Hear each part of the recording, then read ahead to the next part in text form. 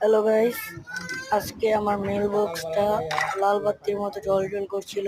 তো আমি ঢুকলাম, ঢুকার পর আর কি চেক করতেছিলাম কেন অনেকগুলি মেসেজ আসছিল অনেকদিন ধরে, তো ঢুকি না। ও ভাই তো পরে যায় দেখি যে গেরিনার পক্ষ থেকে আমাকে 35 ডায়মন্ড দিয়েছে। এই দেখেন রিয়েল প্রমাণ।